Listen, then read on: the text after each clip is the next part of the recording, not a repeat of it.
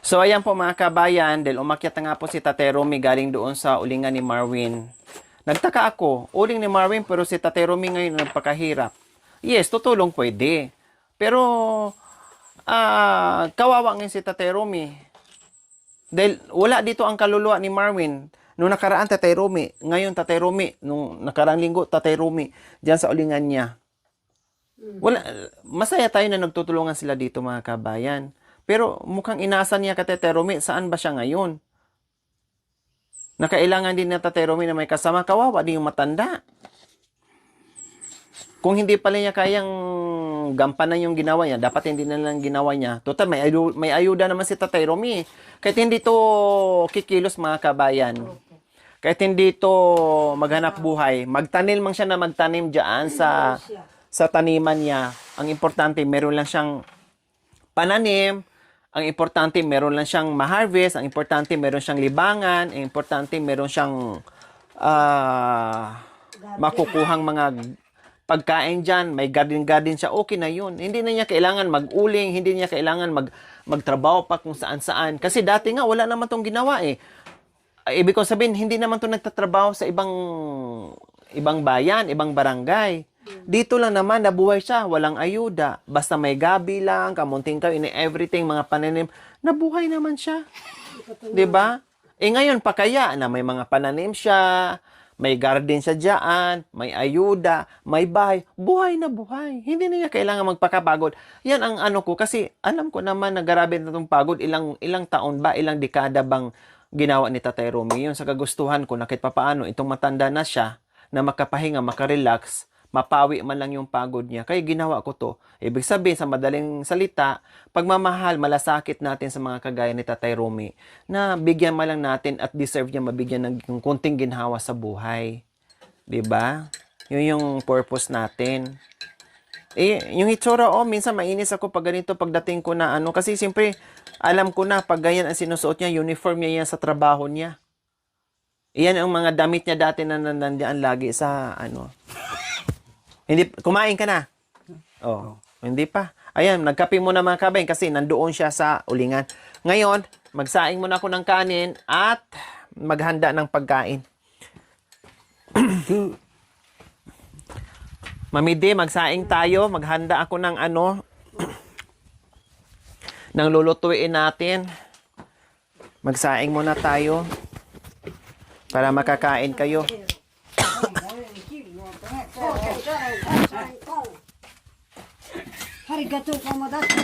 Dito lang mo lang paupuin si Tatay Romy. Pati si dito lang. Pagkape mo. So ayan, magkakape sila. Ikaw Irap, di ka nagkape? Ha? Sige. So, maraming kanin. Sige, maraming kanin. May kanin pala nakatago mga kabayan. Sige, yung ulam na lang ang lutuin ko. May kanin, ang ulam na lang ang lulutuin ko mga kabayan. Yung ulam na lang, Mami D. Malinis na yung kawali, Mami D, no?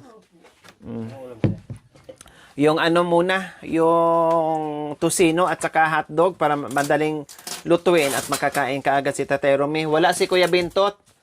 Siguro, nasaan si Kuya Bintot? Si Bintot? Nasa abong? O baka nang huli mga kabayan kasi yung uling niya malapit na maluto at pwede na. Namarelyo ng kasi ganyan talaga, hindi mo mapigilan si Bintot. Talagang namamaril yan siya ng kahayupan dyan. Hindi mo mapigilan yan. Pigilan mo yan, baka ikaw pa mabaril. Ikaw pa matirador dyan. Hayaan mo na siya dyan.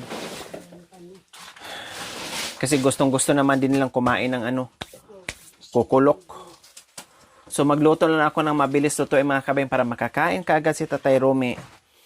Wala naman si Marwin, wala naman si Kuya Bintot. Mamaya darating yan si Kuya Bintot. Kaya hayaan natin. Kung sino yun nandito, yun ang pakakainin yung lulutuan ko. Kung sino yung kakain, malaya naman kumain. Welcome lahat yan. Pagkain ko dito, walang problema pagdating sa pagkain mga kabayan. Pag ikaw makasama ko, ikaw mag-surrender sa akin pagdating sa kainan. Ikaw ang aayaw. Tinan mo si Mami D, puro nabsoy, nabsoy, nabsoy. Kupag yan. Oh. Isang baso ng kape, atasang kape, tapos apat na pandesal. Ano ka pa? Saan ka dyan? Hindi ka naman eh. Pagdating namin, ito, dami dyan. Yung ibang ano, nandito pa sa ilalim. Ayan, nabawasan. Nilinis si Mami D. Ito, hindi naman ito nagagamit Mami D, oh. Tapos, ang kahoy, ilan-ilang piraso yung kahoy. So, siyempre, walang kahoy mga kabayan. Marami akong lulutuin. Almusal, tanghalian, hapunan, merienda, and everything. So, nangahoy pa si Makoy at saka si Erap. Kasi si Tatay Rome, hindi ko na mautusan, pagod. Galing doon sa ibaba, ang init-init pa. Huwag masyadong marami kasi ano to. Hotdog, unahin.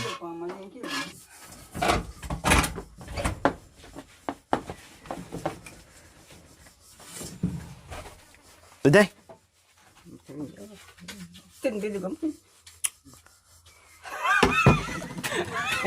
Mapoto yung gamot natin.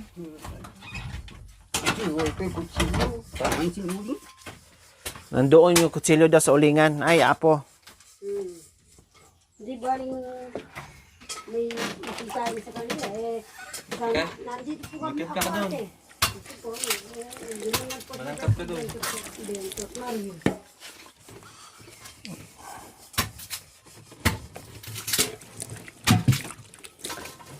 Natatakot siguro sa'yo.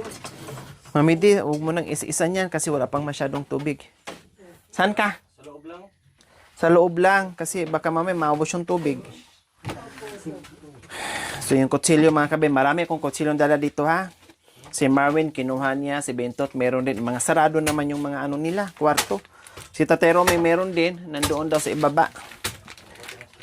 Pang ano ng straw, pang putol doon sa ginawa niya sa ano sa uling lahat. Wala na akong bibilhin mga kabayan kasi lahat na ibili ko na dito.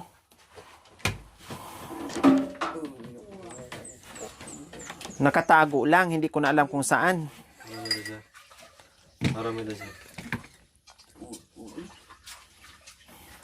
Mamaya-maya, maligo ka ha. Ang dumi mo na naman. Suot mo na naman yung uniform mo. Mamaya! Od. Amuhon!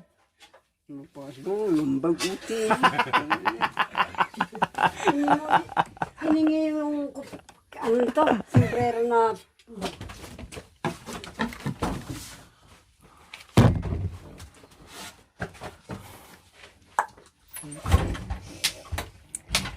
Pumayat ka na. Numayat. Numayat ng... anak ko nilaglag ka mo. Tinatagak mo kami.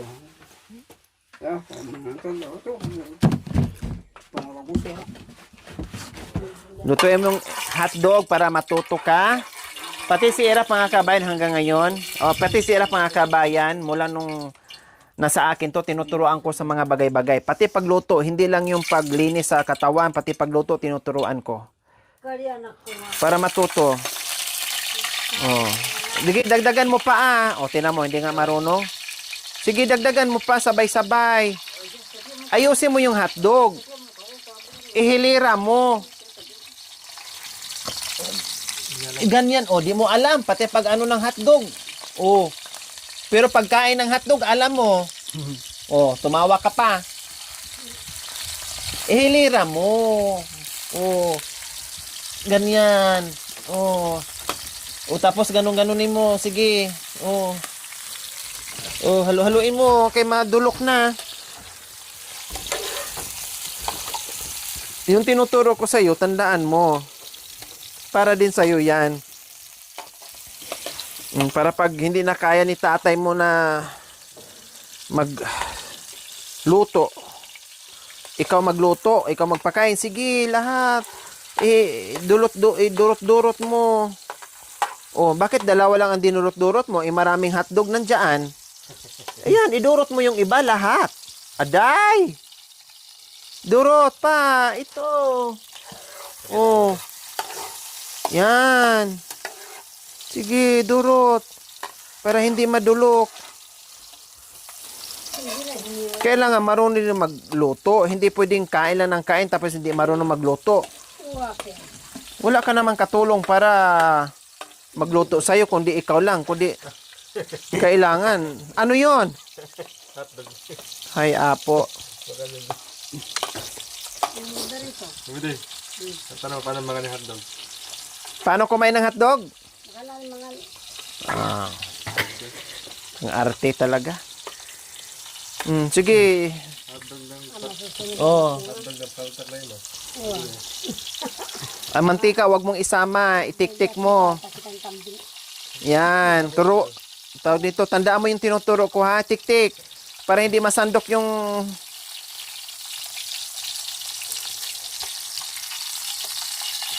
Itik-tik. Sabi ko, itik-tik. Paukan ba? Maay patiktik mo ba man? Pag nagsandok, ibig sabihin, ganun. Ganun. Ba? Yan, ganun muna yung ano para hindi sasama yung hindi sasama yung mantika.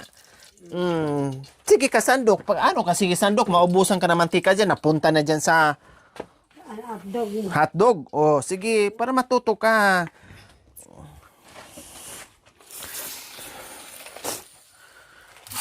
Oh, sige lahat. Ilagay mo na lahat kasi maraming mantika.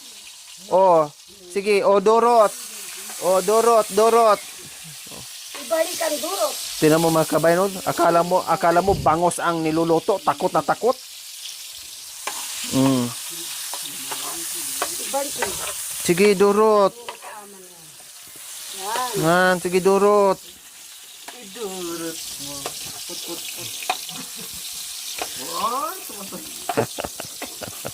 Hotdog kasi ang niluluto mga kabayan kaya masaya siya.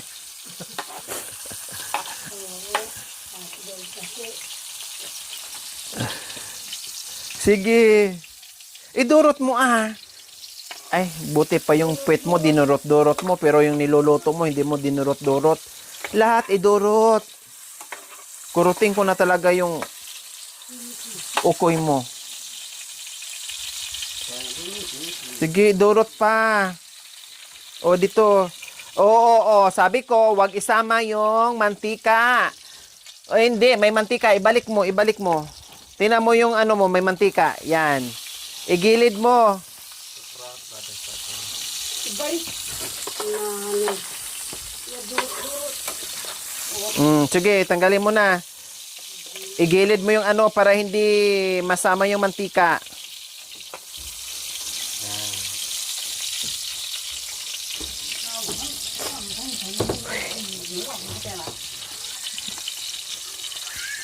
Yung isa naman problemado talaga. Yeah. Ay, may mantika. Ano mo? Hindi, mayroon pa.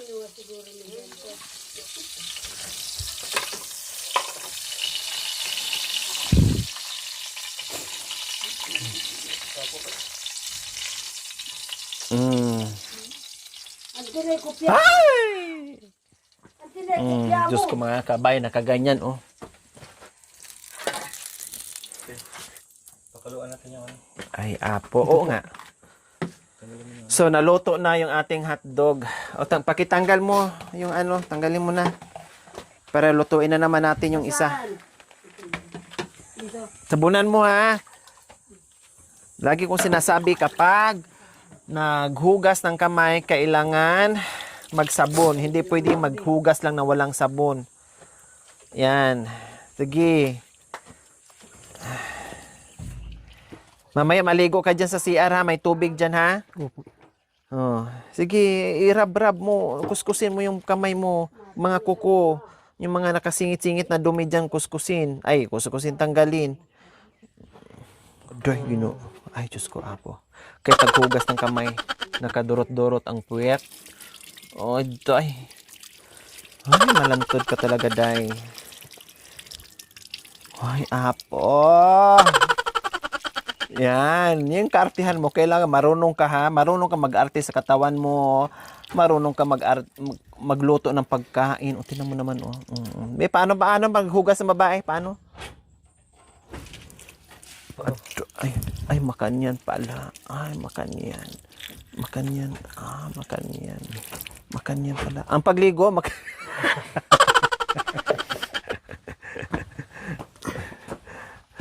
hindi lang puro arte. Kailangan maarte ka rin sa katawan, marunong mag-alaga.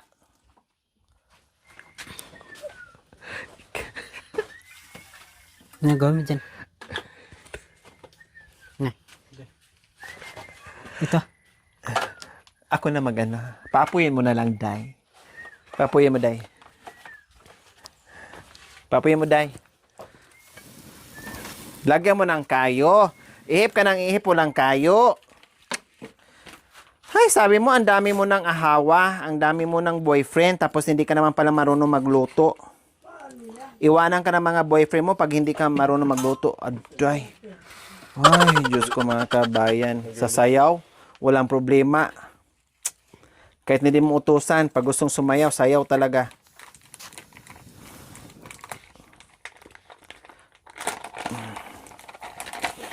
Tosino mga kabayan. Ay, ang dami pala nito. 1 kilo. Kasi may sobra pa sa mga sa pinadala ni ma'am. Ay, pinadala ni Tita Dina. Nag-iwan ako ng pambili-bili ng ulam nila. Kaya ito yun.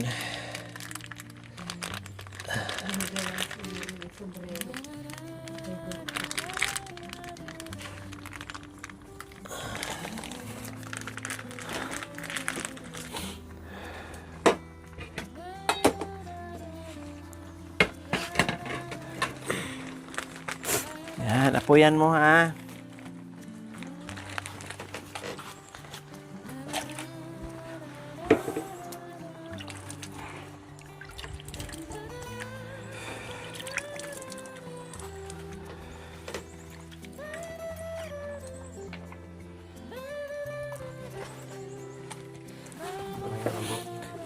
Papuyan mo ha. Para madaling tawag nito. Maluto. Kasi gutom na si Tatay Romy at gutom na rin kayo. Wala pa kayong tanghalian.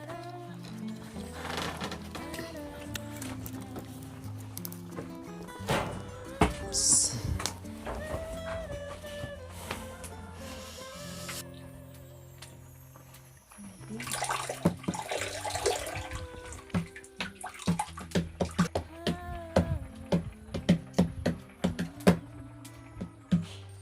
What na? So marami ito mga kabayan. Tosino 1 kilo. Oh. Sobrang dami ito. Paborito to ni ni Marwin at saka ni Kuya Bintot. Gustong gusto nilang kainin ito mga kabayan. Ito minsan nire-request nila.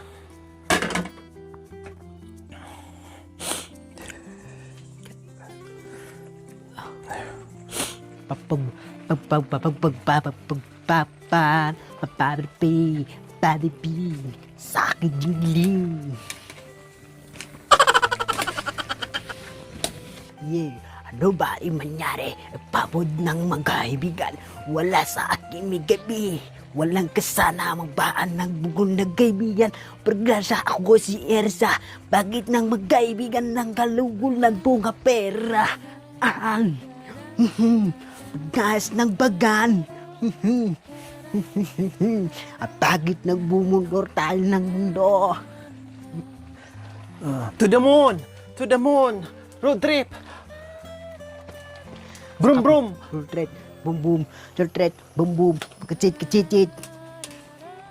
Ay, apo.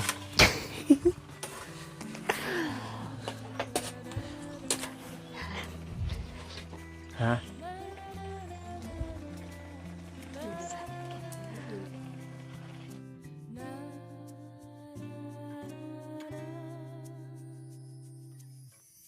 Yung mga kahoy, lagyan mo doon, Rap. Kasi delikado, baka mamaya kainin ng apoy, masunog bahay nila. Dito. O, hindi, yung... Yan, pasok mo doon. Yan, lipat mo doon. Yan. Yan. Ayusin mo, Oh. Yung kabila, ayun, Kasi delikado. O, ito pa. Yung sa kabila. Okay na yan. Ito, o, yun, o. Baka mana. Yan, baka kainin ng apoy. Madamay dyan. Ilayo mo. Yan, lagay mo dyan.